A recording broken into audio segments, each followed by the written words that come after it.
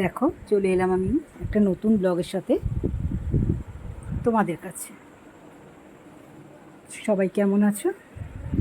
আশা করি সবাই খুব ভালো আছো, আর আমি তোমাদের ভালোবাসাতে আমিও অনেকটাই ভালো আছি। তো welcome back to my channel Manju's blog. এখানে দেখতে পাচ্ছ তো দাদাভাই কী করছে? দেখছো এখানে গাজর আর বিনস নিয়ে বসে পড়েছে, আর এখানে নিয়ে বসেছে মাংস। আজকে দাদাভাই ছুটি নিয়েছে, অফিস যায়নি, তা সেই জন্য আজকে বলল বাড়িতে ফ্রাইড রাইস আর চিলি চিকেন হবে। তা আমি বললাম ঠিক আছে। তো দেখো এখানে গাজর আর বিনসটা আমি নুন দিয়ে একটু গরম জলে বসিয়ে দিলাম। এটা কিন্তু একটা খুব ভালো টিপস। এটা আমি একজনের কাছে শিখেছিলাম, একজন বলতে আমার শ্বশুরমশাইয়ের কাছে শিখেছিলাম,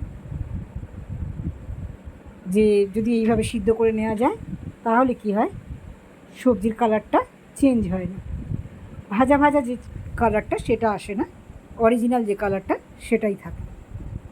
তা সেই রকমই আমি যখনই ফ্রাইড রাইস করি আমি এইভাবে আগে একটু সিদ্ধ করে নিই, তারপরে ওটাকে ঘি বা সাদা তেলে ভেজে নিই। এখানে দেখো ঘি বার করে রেখেছি, আর কড়াটা আমি বসিয়ে দিয়েছি, এর মধ্যে দিয়ে দিয়েছি একটু ঘি আর একটু সাদা তেল, দু রকম মিশিয়ে দিয়েছি।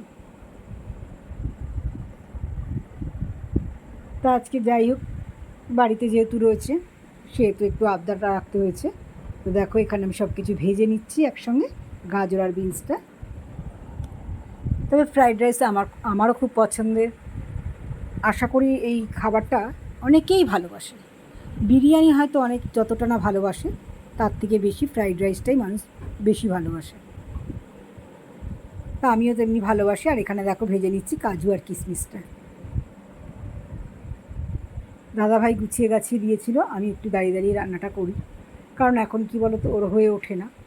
অফিসে যাওয়ার সময়টা এত বেশি দেরি হয়ে যাচ্ছে যে এমনিতেই এখন যে টাইমে বেরোতো তার থেকে প্রায় দিনই 1 ঘন্টা লেট হয়ে যাচ্ছে। কিন্তু কিছু তো করার নেই, একটু না করে দিয়ে যেতেও পারে না, কারণ আমি এখনও তো পুরোপুরি সুস্থ হইনি।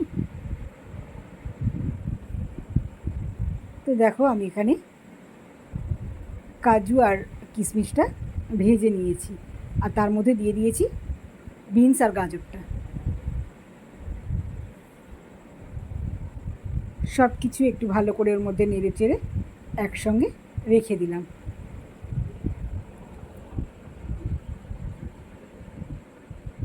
আর আজকে সোমবারের ব্লগ এটা আমার।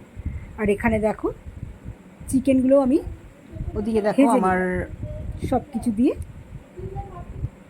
এই কড়ার মধ্যে ভেজে নিয়েছি। তার মধ্যে একটুখানি দিয়ে দিয়েছি আমি কি বলে রসুন।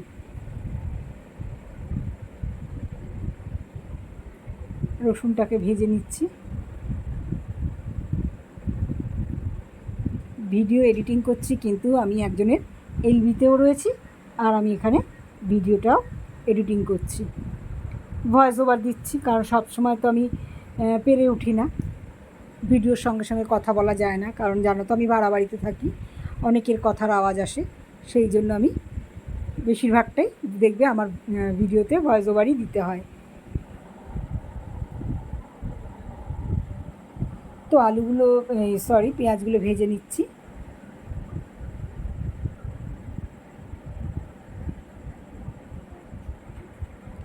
পেঁয়াজগুলো একটু লাল লাল করে ভেজে নেব।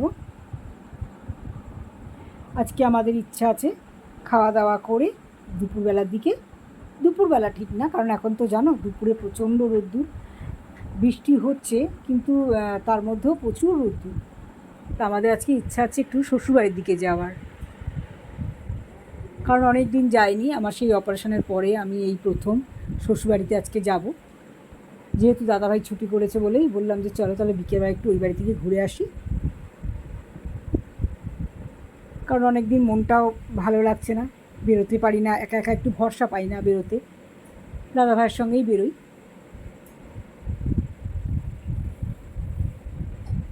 তো যাই হোক, আমার এখানে চিলি চিকেনটাও হয়ে গেছে।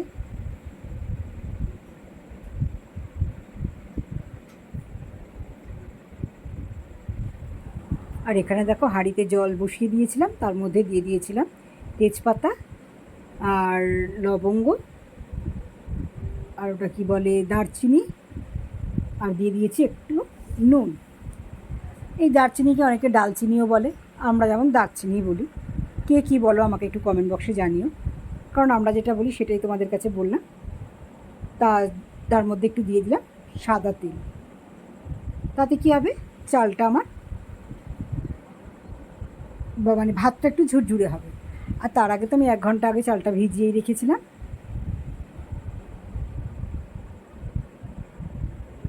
একটু মাঝে মাঝে অফ হয়ে যাচ্ছে কেন জানো তো, আমি এই যে একজনকে সাপোর্ট দিচ্ছি, সেখানে একটু আমাকে হাত তুলতে হচ্ছে মাঝে মাঝে, সেই কারণে। তা যাই হোক, ওর মধ্যে দিয়ে দেখো জলটা ফুটে গেছে, ওর মধ্যে দিয়ে দিলাম এবার চালগুলো। খুব শর্টকাটে করেছি আমি ফ্রাইড রাইস। আমি দু রকমই পারি, যখন যেরকম তখন সেরকম। আমি বলেছি না যে এখন আমি যা রান্না করি সব শর্টকাটে। তা এখানে চালগুলো দিয়ে দিলাম, দেওয়ার পরে দেখো আমার ভাতটা হয়ে গেছে। ভাতটার মারটা আমি গেলে নিয়েছি ভালো করে। আর এখানে সব কিছু ওর মধ্যে আমি দিয়ে দিচ্ছি, গাজর, বিনস, কাজু, কিশমিশ সব কিছু ভাজা করে রেখেছিলাম, সেগুলো আমি ওর মধ্যে দিয়ে দিলাম। কারণ এটাকে আমি নামিয়ে আবার ফ্যানের হাওয়ায় ঠান্ডা করেও দিতে পারতাম, কিন্তু আমি অতটা খাটিনি, আর এখন আমার অত খাটতে ভালোও লাগে না, যার জন্য ওইভাবেই করেছি। আর এবার আমি ওটাকে দাদাভাইকে দিয়ে করিয়েছি বাকি কাজটা, কারণ আমি তো এখন হাঁড়িতে ঝাঁকাতে পারবো না। আর এখানে দিয়ে দিচ্ছি দেখো ঘি।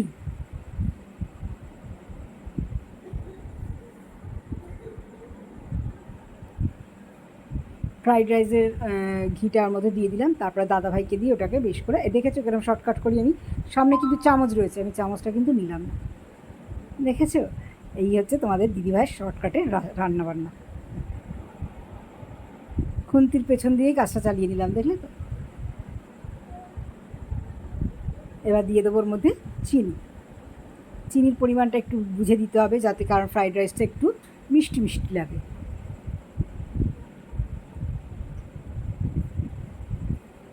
আমার কিন্তু খুব ভালো লাগে ফ্রাইড রাইস খেতে। তোমাদের কার কার ভালো লাগে আমাকে একটু জানিও কমেন্ট বক্সে। দেখো দাদাভাইকে দিয়ে কাজটা করিয়ে নিয়েছি, কারণ এই জিনিসটা তো আমি করতে পারবো না। পুরো নাড়ানাড়ি করে এপাশ ওপাশ করে দাদাভাই করে দিয়েছে।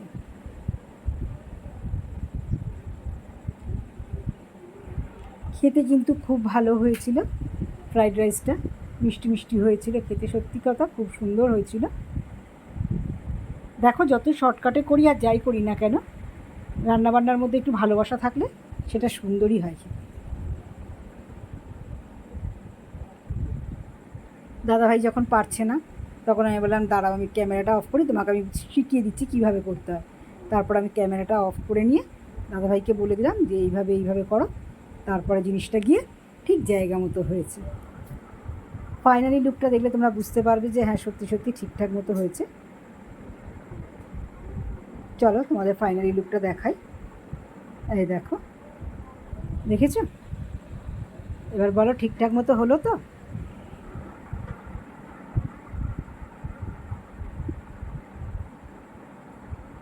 তো বন্ধুরা, কার কার ভালো লাগে আমাকে একটু জানিও চিলি চিকেন আর ফ্রাইড রাইস। আমরা এখন দুপুরবেলা খেতে বসে যাব, তোমরা দেখতে থাকো, কেউ কিছু মনে করো না, একটু কমেন্টে জানিও কেমন হয়েছে। আর সঙ্গে দেখো শসা, পেঁয়াজ আর কাঁচা লঙ্কা, এইটাই ছিল আজকের মেনুতে। তো এই অবধি তোমাদের কার কার ভালো লেগেছে একটু জানিও। আর আমার ভিডিওটা যে যেখান থেকে দেখছো সবাই একটু লাইক, কমেন্ট, শেয়ার করতে ভুলো না। আর সবাইকে অনেক অনেক ভালোবাসা। এখন আমরা খেতে বসে গেছি। আর গরমে না, সত্যি কথা বলতে প্রচণ্ড গরমে আমরা একদম হিমশিম খেয়ে যাচ্ছি। তো আজকে এই পর্যন্ত, আবার দেখা হবে তোমাদের সাথে নতুন একটা ব্লগের সাথে। আর ততদিন তোমরা সবাই ভালো থেকো, ঠিক আছে? তো চলো, টাটা।